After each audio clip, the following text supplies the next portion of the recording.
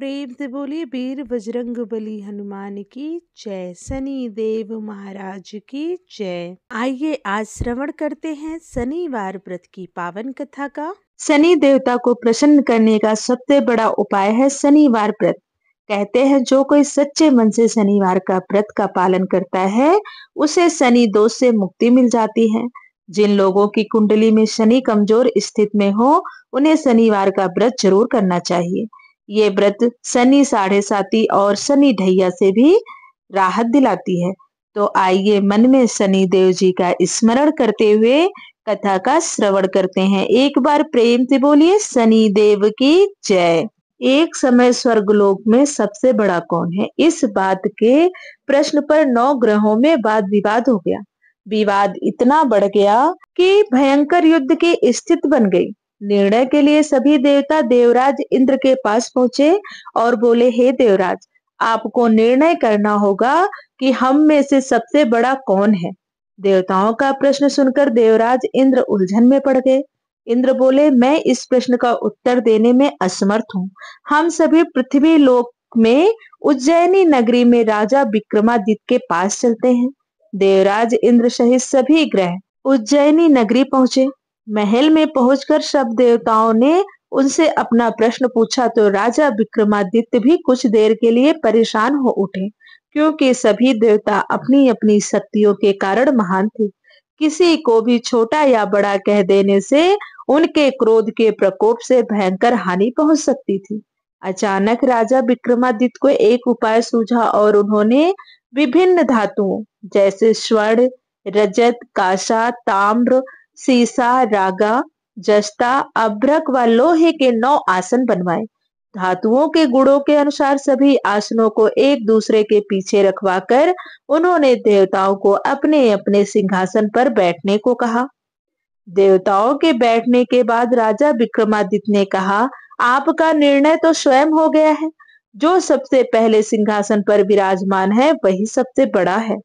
राजा विक्रमादित्य के निर्णय को सुनकर शनि देवता ने सबसे पीछे आसन पर बैठने का कारण अपने को सबसे छोटा जानकर क्रोधित होकर कहा, राजा विक्रमादित्य, तुमने मुझे सबसे पीछे बैठाकर मेरा अपमान किया है।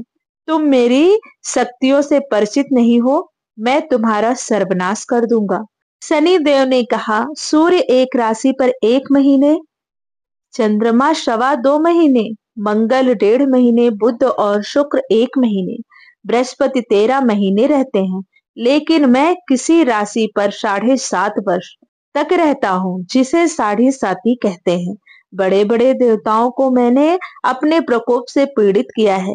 राम को साढ़े साती के कारण ही वन में जाकर रहना पड़ा और रावण को साढ़े साती के कारण ही युद्ध में मृत्यु का शिकार बनना पड़ा। राजा, अब तो भी मेरे प्रकोप से नहीं बच सकेगा। इसके बाद अन्य ग्रहों के देवता तो प्रसन्नता के साथ चले गए, परंतु शनि देव बड़े क्रोध के साथ वहां से विदा हुए। राजा विक्रमादित्य पहले की तरह ही न्याय करते रहे। उनके राज्य में सभी स्त्री पुरुष बहुत आनंद से जीवन यापन कर रहे थे। कुछ दिन ऐसे ही बीत गए। उधर शनि देवता अपने अपमान को भूले नहीं थे। विक्रमादित्य से बदला लेने के लिए एक दिन शनि देव ने घोड़े के व्यापारी का रूप धारण किया और बहुत से घोड़ों के साथ उज्जैनी नगरी पहुंचे। राजा विक्रमादित्य ने राज्य में किसी घोड़े के व्यापारी के आने का समाचार सुना तो उन्होंने अपने अश्वपाल को कुछ घोड़े खरीदने के लिए भेजा। घोड़े बहुत कीमती थे। अश्वपाल ने जब वापस लौटकर इस संबंध में बताया तो राजा विक्रमादित्य ने स्वयं आकर एक सुंदर व शक्तिशाली घोड़े को पसंद किया। घोड़े की चाल देखने के लिए राजा उस घोड़े पर सवार हुए तो वह घोड़ा बिजली की गति से दौड़ पड़ा। तेजी से दौड़ता घोड़ा राजा को दूर एक जंगल में ले गया और फिर राजा को वहां गिराकर जंगल में कहीं गायब हो गया। राजा अपने नगर को लौटने के लिए जंगल में भटकने लगा, लेकिन उन्हें लौटने का कोई रास्ता नहीं मिला। राजा को भूख प्यास लग गई। बहुत घूमने पर उसे एक चरवाहा मिला। राजा ने उससे पानी मांगा। पानी पीकर राजा ने उस चरवाहे को अपनी अंगूठी दे दी। फिर उससे रास्ता पूछकर वह जंगल से निकलकर पास के नगर में पहुंचा। राजा ने एक सेठ की दुकान पर बैठकर कुछ देर आराम किया उस सेठ ने राजा से बातचीत की तो राजा ने उसे बताया कि मैं उज्जैनी नगरी से आया हूँ। राजा उस सेठ की दुकान पर कुछ देर बैठे रहे। उतनी देर में उस सेठ की बहुत बिक्री हो गई। सेठ ने राजा को बहुत भाग्यवान समझा और खुश होकर उसे अपने घर भोजन के लिए ले गया। सेठ के घर में सोने का एक हार खूंटी पर लटका हुआ था।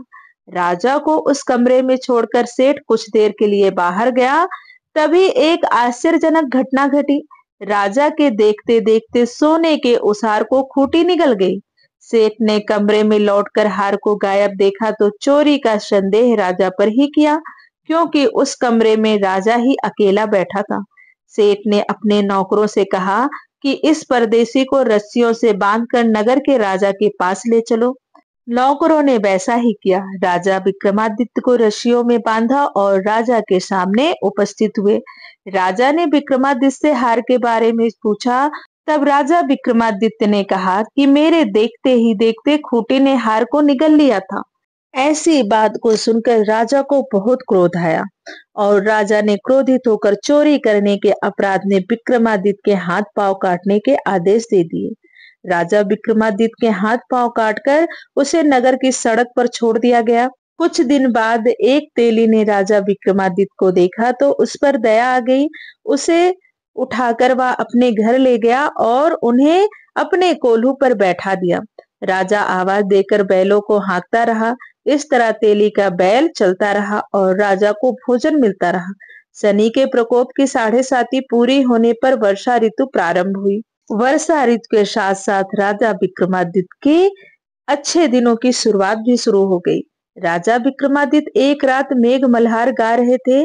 तभी उस रात राजकुमारी मोहिनी रथ पर सवार होकर उस तेली के घर के पास से गुजरी। उसने मेघ मल्हार सुना तो उसे बहुत अच्छा लगा और दासी को भेजकर गाने वाले को बुला लाने को कहा। दासी ने लौटकर राजकुमारी को अपंग राजा के बारे में सब कुछ बता दिया।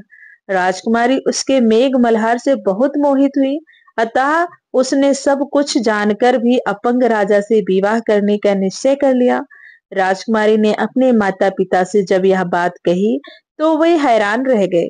रानी ने मोहिनी को समझाया, बेटी तेरे भाग्य में तो किसी राजा की रानी होना लिखा है, फिर तो उस अपंग से विवाह करके अपने पांव पर कुल्हाड़ी क्यों मार रही है। राजकुमारी ने अपनी जिद नहीं छोड़ी। अपनी जिद पूरी कराने के लिए उसने भोजन करना छोड़ दिया और प्राण त्याग देने का निश्चय किया। आखिर राजा रानी को विवश होकर अपंग विक्रमादित्य से राजकुमारी का विवाह करना पड़ा। विवाह के बाद राजा विक्रमादित्य और राजकुमारी तेली के घर में रहने लगे। उसी रात स्वप्न में शनि देव ने राजा से कहा, राजा तुमने मेरा प्रकोप देख लिया। मैंने तुम्हें अपने अपमान का दंड दिया है। राजा ने शनिदेव से क्षमा करने को कहा और प्रार्थना की, हे शनिदेव, आपने जितना दुख मुझे दिया है अन्य किसी को ना देना। शनिदेव ने कुछ देर तक सोचा, फिर कहा, राजा मैं तुम्हारी प्रार्थना स्वीकार करता हूँ। जो कोई स्त्री पुरुष मेरी पूजा करेगा, शनिवार को व्रत करके मेरी व्रत कथा सुनेगा, उस पर मेरी अनुकंपा बनी रहेगी। शनिदेव तो स्वप्न से गायब हो गए, लेकिन उनकी दया से राजा विक्रमादित्य के हाथ पांव वापस आ गए। प्रातः काल जब राजा विक्रमादित्य की नींद खुली तो अपने हाथ पांव देखकर राजा को बहुत खुशी हुई। उसने मन ही मन शनिदेव को प्रणाम किया। राजकुमारी भी राजा के हाथ पांव सही सलामत देखकर आश्चर्य में डूब गई। तब राजा विक्रमादित्य ने अपना परिचय देते हुए शनिदेव के प्रकोप की सारी कहानी सुनाई। सेठ को जब इस बात का पता चला तो दौड़ता हुआ तेली के घर पहुंचा और राजा के चरणों में गिरकर क्षमा मांगने लगा। राजा ने उसे क्षमा कर दिया, क्योंकि यह सब तो शनिदेव के प्रकोप के कारण हुआ था। सेठ राजा से विनती करने लगा कि हे राजन, आप मेरे घर चलें। सेठ राजा को अपने घर ले गए और उन्हें भोजन कराया। भोजन करते समय वहां एक आश्चर्यजनक घटना घटी। सबके देखते देखते उस खूंटी ने हार उगल दिया। सेठ जी ने अपनी बेटी का विवाह भी राजा के साथ कर दिया और बहुत सा स्वर्ण आभूषण धन आदि देकर राजा को विदा किया। राजा विक्रमादित्य राजकुमारी मोहिनी और सेठ की बेटी के साथ उज्जैनी पहुंचे तो नगर वासियों ने हर्ष से उनका स्वागत किया। अगले दिन राजा विक्रमादित्य ने पूरे राज्य में घोषणा कराई कि शनि देव सब देवों में सर्वश्रेष्ठ हैं। प्रत्येक स्त्री पुरुष शनिवार को उनका व्रत करे और व्रत कथा अवश्य सुने। राजा विक्रमादित्य की घोषणा से शनि देव बहुत प्रसन्न हुए। शनिवार का व्रत करने और व्रत कथा सुनने के कारण सभी लोग की मनोकामनाएं शनि देव की अनुकंपा से पूरी होने लगी। सभी लोग आनंद पूर्वक रहने लगे। प्रेम से बोलिए शनि देवता की जय।